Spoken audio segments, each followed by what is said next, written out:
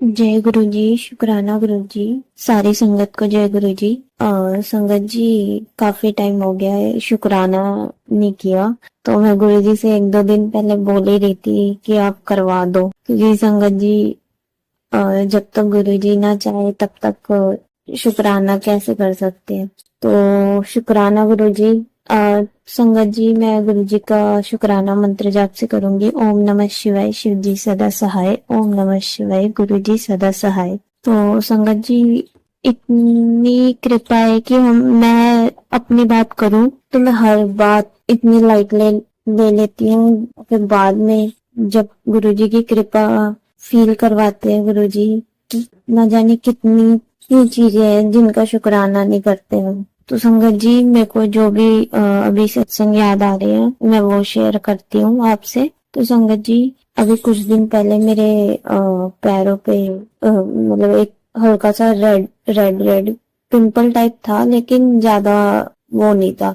लेकिन अचानक से ना, जैसे कोई डंक, कीड़ा नहीं होता कोई डंक मार लेता है, ऐसे ही मेरे पैरों पे हो गया था।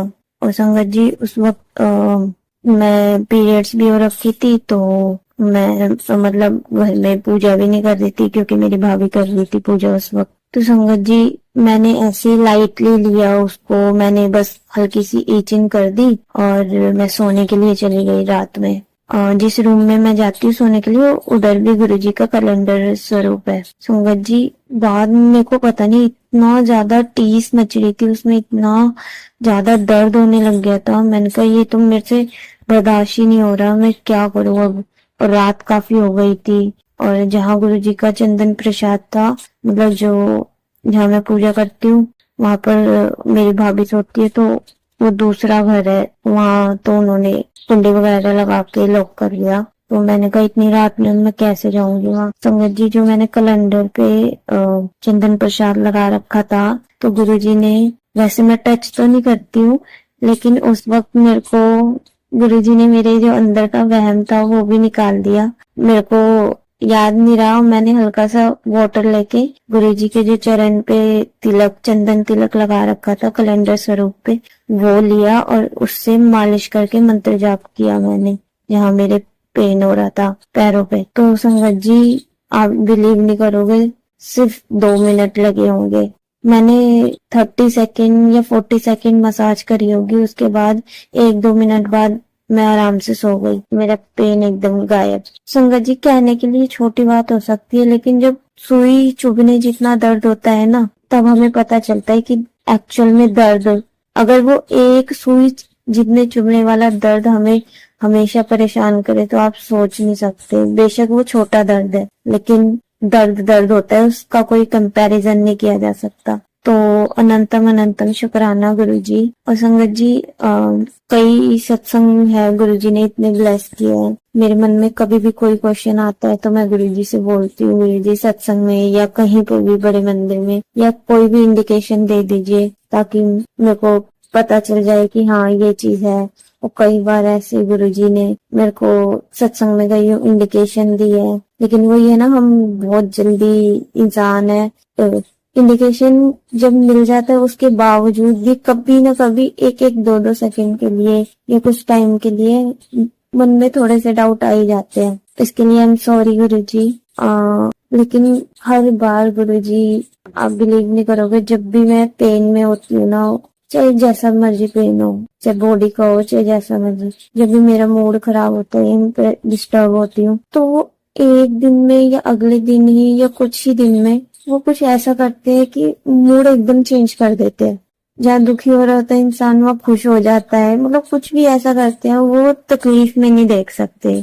मेरे साथ ऐसी एक्सपीरियंस होती है, मैं टेंस होती हूँ और वो मेरे को जरा भी प्रॉब्लम में नहीं देखते, और वो किसी ना किसी चीज के थ्रू, सत्संग या फिर मैं कहीं जा रही हूँ, कोई ना कोई इंडिकेशन ऐसा मिलता है कि मेरा मूड एकदम सही हो जाता है। संगत जी, एक और सत्संग है मेरा, काफी महीनों पहले, लगभग साल हो गया होगा, साल 1.5 साल पहले, मैंने एक सत्संग ओल्ड पुरानी संगत का था, एक आंटी का। तो उनका सत्संग मुझे पसंद आया था, 9 मिनट का था। तो मैंने कहा मैं दोबारा वो सत्संग सुनना चाहती हूँ। लेकिन संगत जी, वो दोबारा आया ही नहीं मेरे सामने। मैंने इतना ढूंढा उस चैनल पे जाके जहाँ मैंने वो सत्संग सुना था, लेकिन नहीं, मेरे को मिला ही नहीं कि दोबारा सुन लूं। तो संगत जी, ये कोई छोटी मोटी बात नहीं है। आज 1.5-2 साल पहले बाद जब मैं बहुत ज्यादा डिस्टर्ब थी, तो अचानक से ही, और वो मंडे का दिन था, 16 तारीख को, संगत जी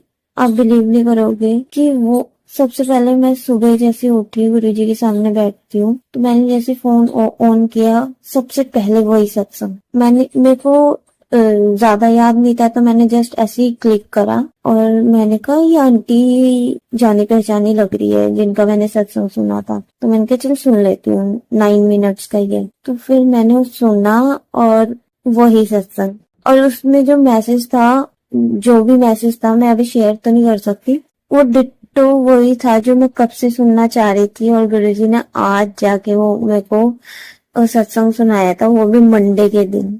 और मेरा मूड एकदम खुश, मैं एकदम खुश हो गई।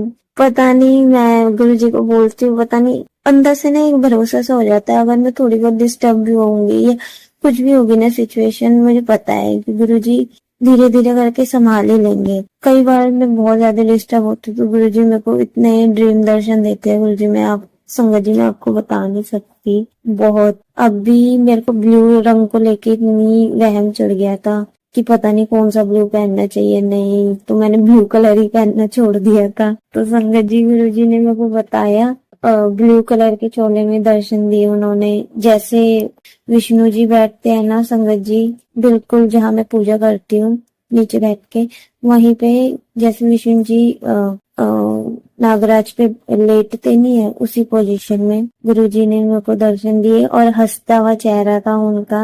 मैंने कई बार सुना था कि गुरुजी के चरण एकदम सॉफ्ट होते हैं, जैसे छोटे बच्चों के होते हैं ना, वैसे तो इतने सॉफ्ट होते हैं। तो मन में ये बात थी। तो संगत जी, मैंने वो देखा कि गुरुजी ब्लू चोले में थे, हंस रहे थे मेरे को देख के। और उसके बाद संगत जी, मैं देख रही हूँ गुरुजी का जो हाइट है, वो एकदम 2-3 साल का बच्चे होते हैं या 3-4 साल के, उनकी उतनी हाइट थी। और वो मेरी तरफ आ रहे थे, और आए वो, उनके जो चरण थे वो एकदम हम छोटे बच्चों के तरह होते हैं ना, क्यूट क्यूट से, बिल्कुल वैसे। और मैंने अपना माथा उनके चरणों पे लगाया, और लिटरली सॉफ्टनेस की मैं क्या ही एक्सप्लेन करूं, कि एक्चुअल में गुरुजी ने फील करा दिया। और मेरे मन में भी कई बार था कि मैं गुरुजी के चरण छूने का मन हाथों से था, और गुरुजी ने देखो सीधा मत्था ही अपने चरणों पे लगवा दिया। तो अनंतम अनंतम शुक्राना गुरुजी, अनंतम अनंतम शुक्राना। संगत जी, सत्संग तो और भी शेयर करना चाहती हूँ, लेकिन वो ये ज्यादा टाइम का हो जाता है तो शेयर नहीं होता, पता नहीं क्यों। तो अभी के लिए इतना ही। शुक्राना गुरुजी, अनंतम अनंतम शुक्राना। कोई गलती हो जाए तो माफ कर देना, और सर्वदा भला हो, बुरा किसी का ना हो, सब हेल्दी और हैप्पी रहे।